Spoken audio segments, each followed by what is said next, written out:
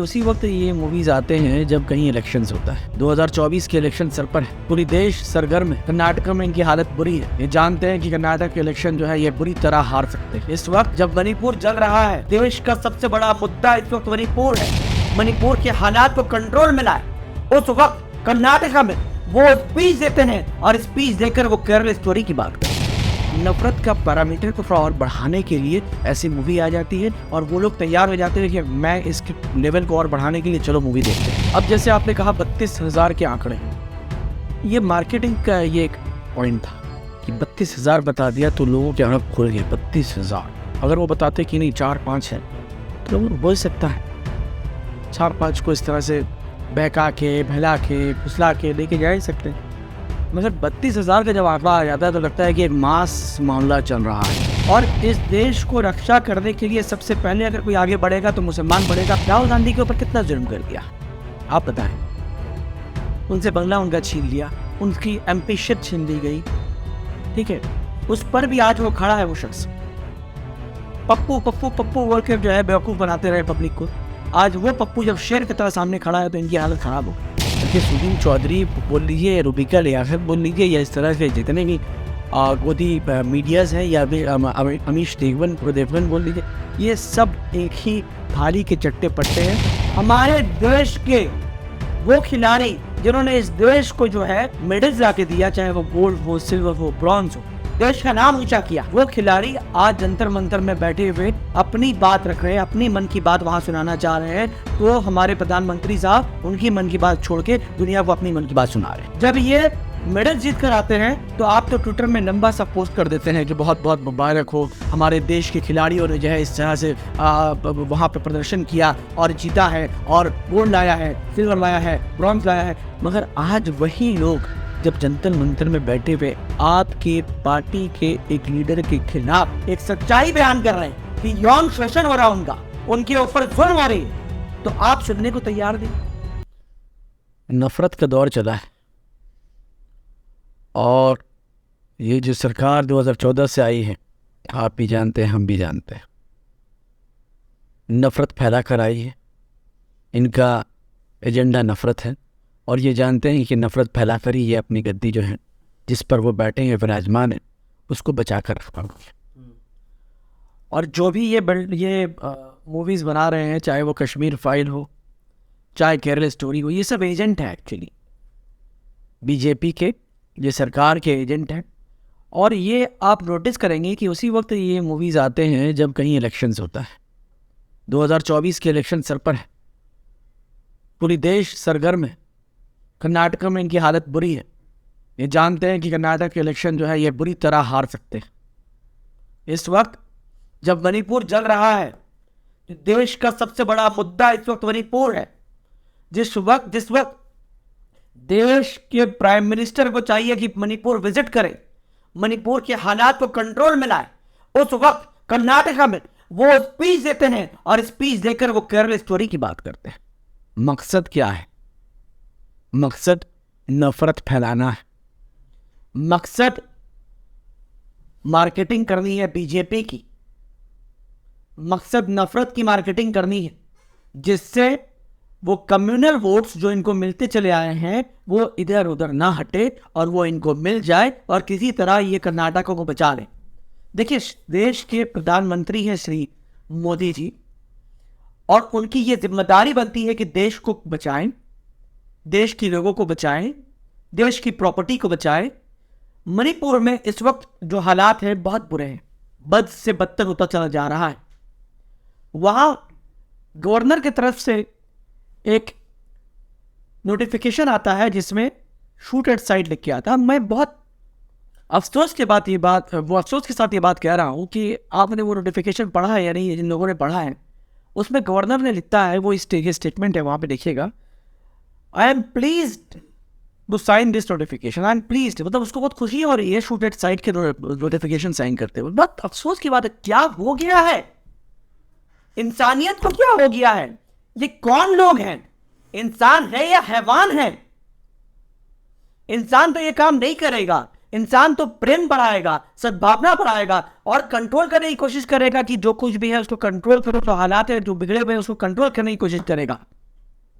मगर जो हालात हम देख रहे हैं और जिस तरह से जो चल रहा है मामला, मुझे लगता है ये इंसान नहीं है, ये लोग हैवान, ये मार के काट के इंसान के खून से खेलना चाहते हैं ये लोग।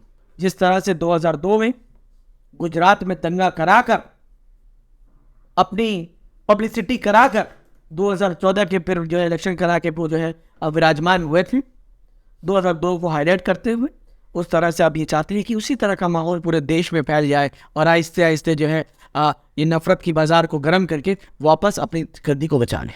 जैसा कि आपने कहा द केरला स्टोरी के बारे में, ये एक चुनावी मुद्दा भी हो सकता है। चुनाव से पहले इस तरह के प्रोपागेंडास को फैलाए जाते हैं। आज थिएटर में जय श्री राम के नारे लग रहे हैं इस फिल्म को देखते समय, इस बारे में क्या कहें? देखिए, आरएसएस बहुत दिनों से मेहनत कर रही है, सालों से, कहीं 100 साल से, बल्कि मैं कहूँगा कि 100 साल से मेहनत कर रही है।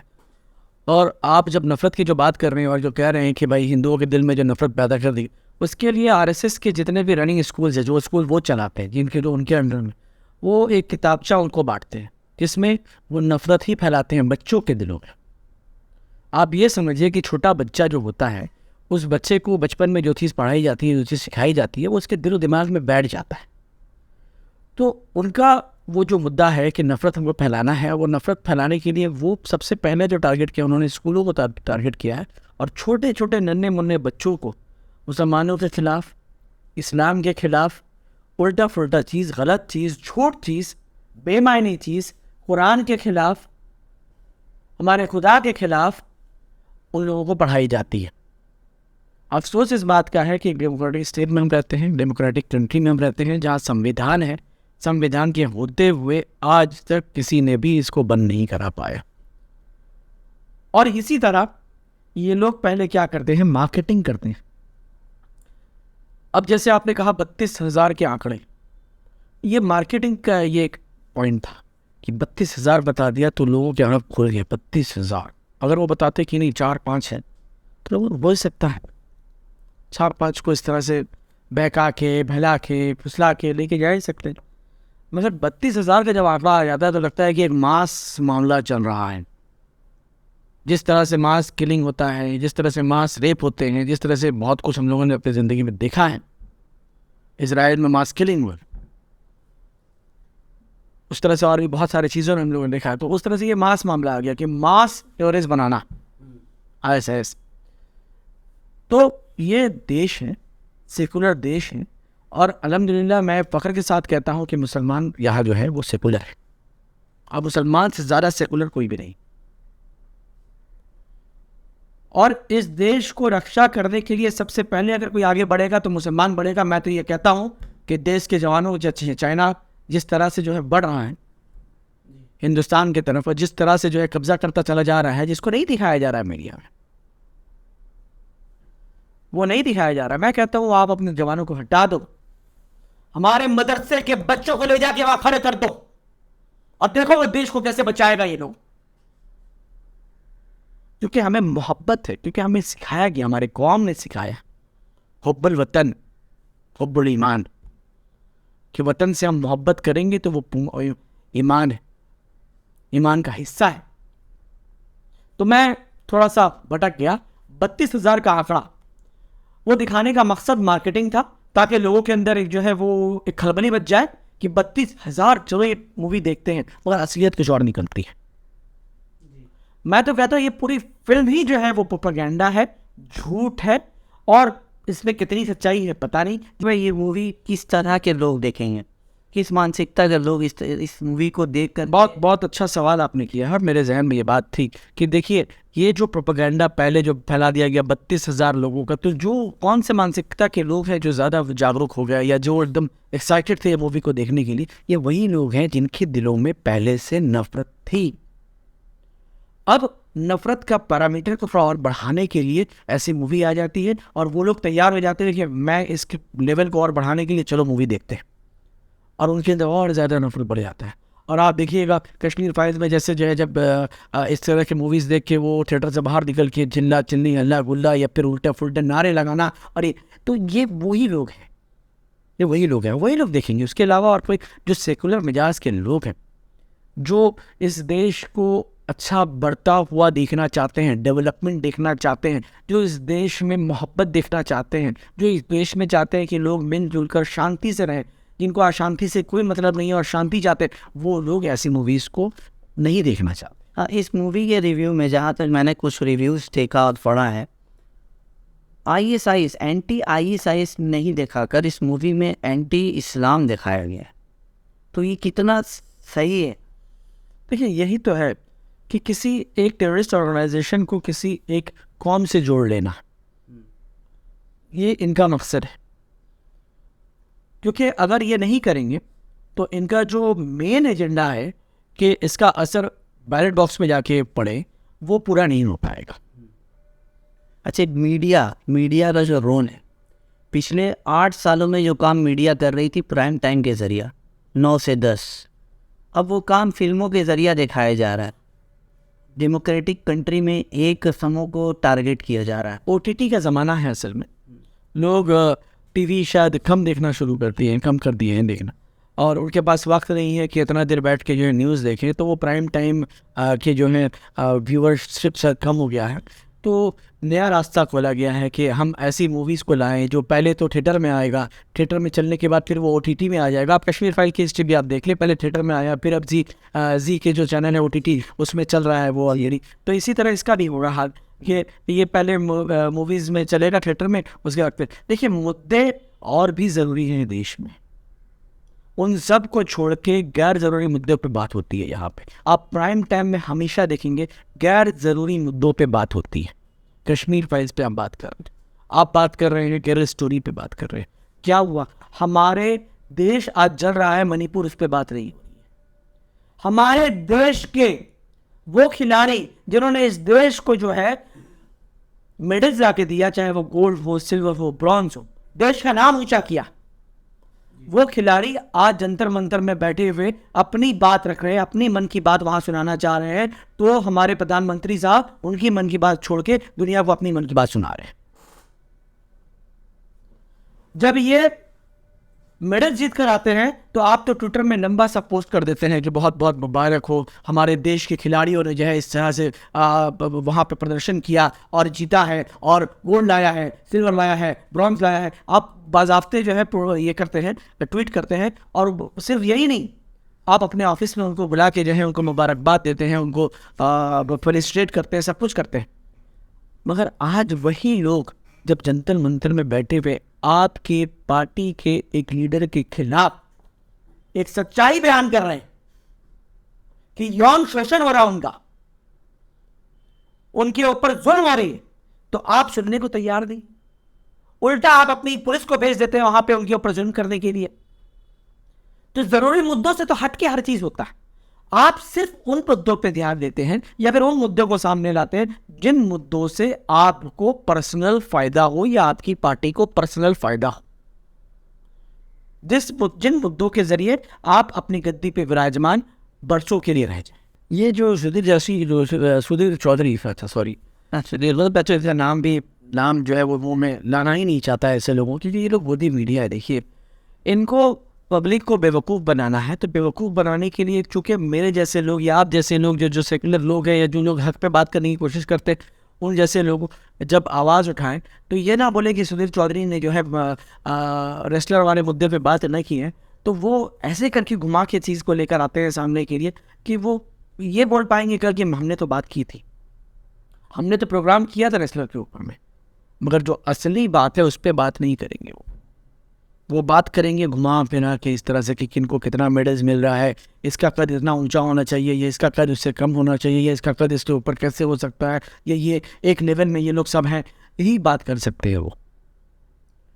तो ये इन लोगों को नज़रअंदाज कीजिए, भूल जाइए, कोई फ़ायदा नहीं इनके बारे बात करके। सुधीर चौधरी बोल लीजिए या रूबिका लियाकत बोल लीजिए या इस तरह से जितने भी गोदी मीडियाज़ हैं या फिर अमीश देवगन बोल लीजिए, ये सब एक ही थाली के चट्टे पट्टे हैं।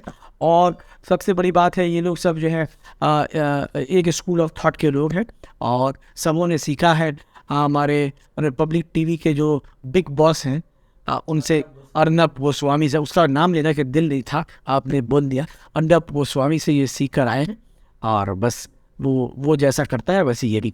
विनेश फोगाट जैसी वरिष्ठ रेसलर वो भी सुरक्षित नहीं है। फिर साक्षी जोशी जब जाती है वहाँ पर तो उनके साथ दिल्ली पुलिस जिस तरह का व्यवहार करती है, उन्हें डिटेन कर दिया जाता है। वो भी एक वरिष्ठ पत्रकार है हमारी देश की, वो भी सुरक्षित नहीं है। और भाजपा का नारा है बेटी बचाओ बेटी। सबसे बड़ी बात यह है कि देखिए, जब इन रेसलर्स के ऊपर वहाँ जुल्म करते हैं पुलिस, तो लेडी पुलिस वहाँ नहीं होती, लेडी कांस्टेबल्स वहाँ नहीं होते, इनके साथ मैन हैंडलिंग किया जाता है। और कौन कर रहा है? एक male police officer lady international Indian player के साथ, जो नेशनल इंडियन प्लेयर है उसके साथ इस तरह से बदतमीजी की जाती है। ये देखिए, बहुत सारी चीज़ें हैं जो बातें उठनी चाहिए, ह्यूमन राइट्स वालों को सामने आना चाहिए, आवाज़ उठानी चाहिए, सुप्रीम कोर्ट में बातें जानी चाहिए और बातों को उठ के इनसे शो कॉज नोटिस करना चाहिए कि ये कैसे हो रहा है। दिल्ली पुलिस से सवाल उठना चाहिए कि क्या हो रहा है। ये जंतर मंतर तो दिल्ली में ऑलरेडी बता दिया गया है कि प्रोटेस्ट का जगह है, बना दिया गया ऑफिशियली, वो जगह बनाया गया और वहाँ ये लोग प्रोटेस्ट कर रहे हैं, उस पर भी इंतजाम हो रहा है। संवैधानिक हक पे कर रहे हैं और कॉन्स्टिट्यूशनली कर रहे हैं, कुछ भी गलत नहीं कर रहे हैं, फिर क्यों इन पे जुल्म किया जा रहा है? मसला असल में क्या है पता है? इनकी जल गई है क्योंकि वहां पे प्रियंका गांधी चली गई, तो इनको तकलीफ हो गया प्रियंका गांधी क्यों गई। तो ये नहीं देखना चाहते हैं कि वैसे लोग जिनसे इनको डर है, घबराहट, राहुल गांधी के ऊपर कितना जुल्म कर दिया आप बताएं। उनसे बंगला उनका छीन लिया, उनकी एम्पिशिप छीन ली गई, ठीक है, उस पर भी आज वो खड़ा है। वो शख्स पप्पू पप्पू पप्पू बोल के जो है बेवकूफ़ बनाते रहे पब्लिक को, आज वो पप्पू जब शेर की तरह सामने खड़ा है तो इनकी हालत ख़राब हो गई है। कर्नाटक में इनकी हालत बहुत बुरी है, तो सिर्फ और सिर्फ राहुल गांधी की वजह से। मैं आपके चैनल के माध्यम से अपील करना चाहता हूं कि देश के जितने भी हक की आवाज़ उठाने वाले लोग हैं, आप सब इन रेसलर्स के लिए जो जंतर मंतर में बैठे हैं, इनके लिए आवाज़ उठानी चाहिए हमें। एक तरफ तो हमारी बेटियां हैं वहाँ पे, हमारी बहनें हैं वहाँ पे, और एक तरफ नेशनल प्लेयर्स हैं, नॉट ओनली लड़कियां हैं बल्कि एक वो लोग नेशनल प्लेयर्स हैं। और वो लोग जब आवाज़ उठा रही हैं तो उनके आवाज़ पे आवाज़ मिलाकर हम सबको एक साथ खड़ा होना चाहिए। और हमें सरकार से, दिल्ली की सरकार को, जिस तरह से हमें इससे पहले भी आवाज़ उठाई है, चाहे वो निर्भया का मामला हो, चाहे लक्ष्मी का मामला हो, चाहे जुनैद का मामला हो, चाहे किसी भी मामले में इस तरह से हम लोग बार बार रास्ते पर आए हैं, तो मैं गुजारिश करता हूँ कि पूरे देश में फिर से एक आवाज़ उठनी चाहिए इन प्लेयर्स के लिए, इनके हक के लिए।